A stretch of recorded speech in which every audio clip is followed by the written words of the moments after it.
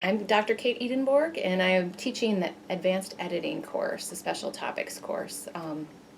And this course is kind of a mix of uh, applied work, kind of advanced editing applied work, as well as kind of looking at the theory of editing. And so it's a unique class, I think, maybe within the grad program that will kind of give you that balance between expanding more of your applied skills, and I know many of you probably do editing in some capacity or another, but to really think about that process in a way that you probably haven't before because you usually don't have time to.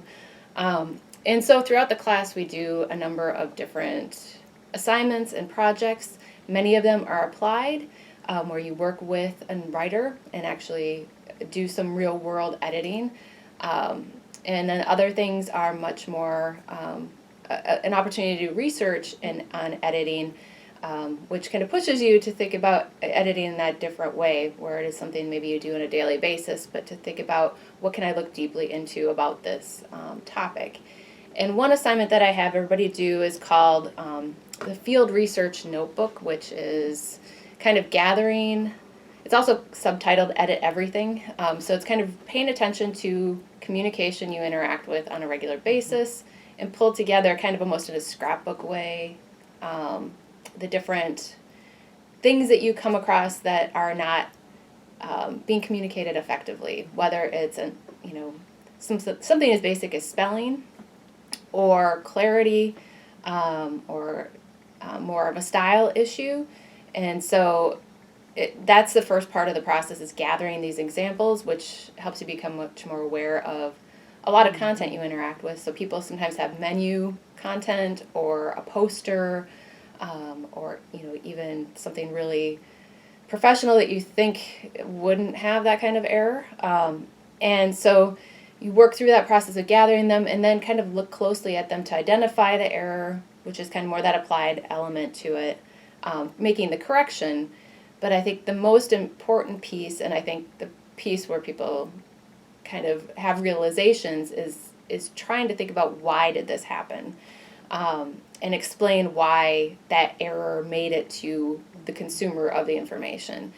And I think that really brings to light for a lot of students how the process is really important, and to have things outlined so that these things don't happen, because everybody wants to avoid the errors, but they do happen. We see them on a daily basis. And so you explore, if it's a flyer that you see in a hallway, you can kind of understand the background and the context of the creation of that versus an advertisement that's in the New York Times. Those, you still will probably see errors in that, but their processes are very different, and to think about where things went wrong.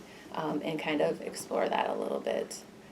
So that's one of the projects that tends to lead people to ideas for the research proposal. And in the class, we don't do a full paper, but we do a proposal.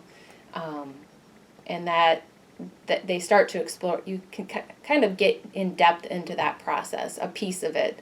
And often answering that question, why do you think this error happened, helps you explore things in your own workplace, the content you create, or in whatever direction you may want to go in a particular industry, so that you can really help